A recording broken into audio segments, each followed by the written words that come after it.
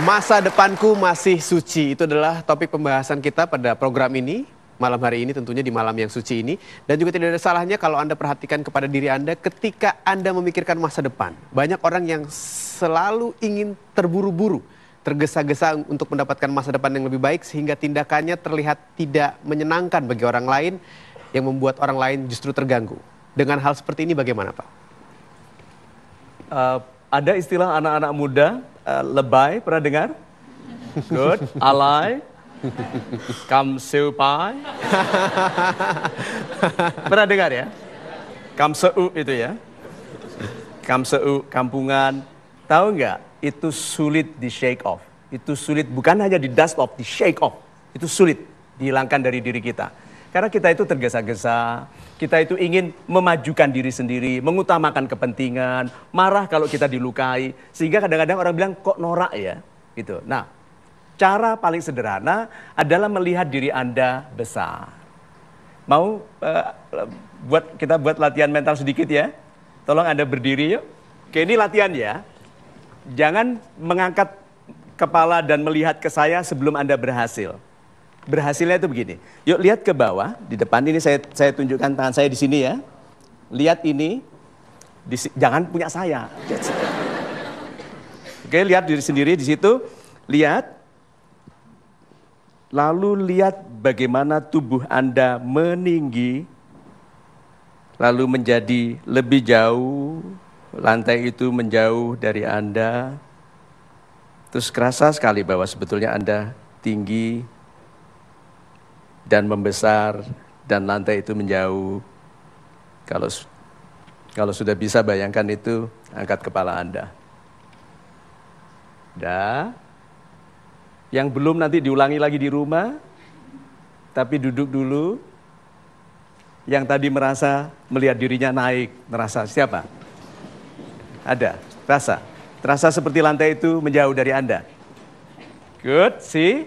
Kehidupan itu seperti itu. Kalau Anda merasa besar, Anda besar.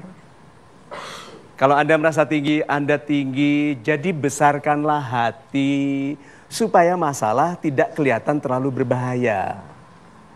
Cara berbicaranya adalah, Tuhanku, aku makhluk ciptaanmu yang tidak mungkin salah kau ciptakan. Aku sempurna sehingga masalahku tidak pernah lebih besar dariku. Maka sebetulnya aku besar.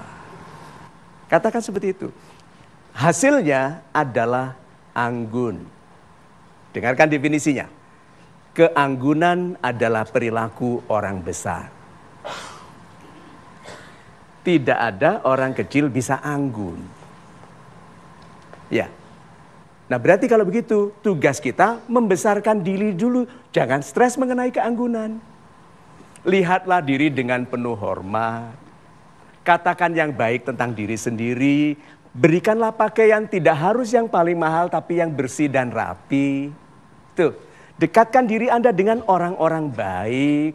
Pastikan Anda kalau ketangkep sedang membaca yang baik. Coba itu. Mendengarkan yang sedang yang baik. So kalau begitu pilihlah menjadi pribadi yang jiwanya besar supaya mudah bagi kita berlaku anggun. Karena kehidupan ini ternyata bukan untuk mengecilkan kita, tapi untuk menjadikan kita pemenang yang besar dan yang membesarkan sesama. Itu. Terima kasih Pak Mario sudah menjawab pertanyaan saya. Sekarang giliran Anda yang bertanya kepada Pak Mario tapi melalui Twitter. Dan satu pertanyaan yang akan saya pilih, saya tampilkan ke layar, adalah pertanyaan dari @ii_2. Gimana caranya menimbulkan energi positif untuk meyakini ada kesuksesan saya di masa depan? Soalnya rasa pesimis lebih besar hari ini. Super sekali. Pesimis dan optimis. Optimis dan pesimis. Dengarkan ini ya. Optimis itu optimis apa? Sukses. Ya. Sebetulnya tidak ada orang pesimis. Orang pesimis itu optimis gagal.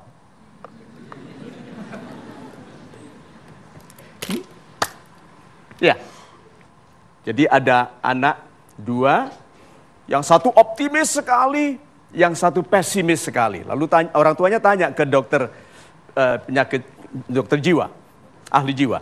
Ini anak saya itu kalau dikasih hadiah itu aneh sekali. Yang optimis selalu baik, yang pesimis selalu mencemooh. Enaknya dikasih hadiah apa? Yang pesimis kasih seekor kuda yang gagah. Kuda Arabia putih gagah sekali. Tahu apa komentar anaknya waktu dikasih kuda Arabia? Dibilang apa?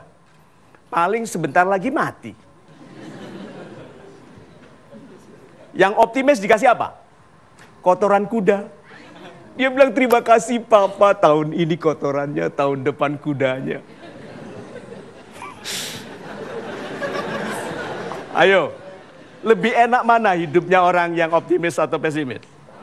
Optimis, karena dia exuberant, menyala, terang sekali di dalam seburuk-buruknya keadaan. Karena dia bertuhan. Dia tahu I have God, ada Tuhan yang memikirkan kebaikanku nanti. Sekarang tugasku untuk patuh. Orang pesimis mau dibuat apapun, dibantu apapun, dia akan membuktikan itu akan gagal. Karena kalau dia dibuktikan salah, dia akan berusaha membuktikan yang membuktikannya salah, salah. Jadi kalau gagal dibilang, gagal kan? Jadi kalau atasan memberikan target besar, Anda terima atau tolak? Terima. Itu Pak. Kalau target Anda dikalikan 10 kali lipat, masih terima? Terima. 100 kali? Terima. Walaupun hanya satu-satunya kita yang terima.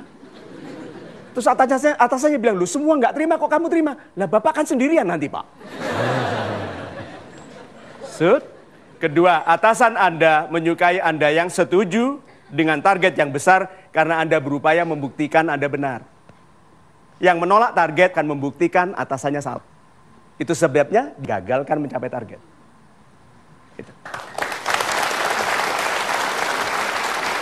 Setelah dari Twitter, berikutnya saya akan bacakan pertanyaan yang sudah diterima lewat Facebooknya Pak Mario. Seperti apa? Sebentar lagi. Tetap bersama kami di Mario Teguh Golden Voice. Pak Kolik, masuk dalam masalah presiden. Bisa selesaikan nggak? Kalau dimasukkan oleh Tuhan, harus percaya pada firman-Nya bahwa dia akan selesaikan masalahnya. Kalau tidak dimasukkan dalam masalah itu. Dia akan dicegah, tidak mungkin masuk dalam masalah itu. Dekat-dekat istana aja dilarang.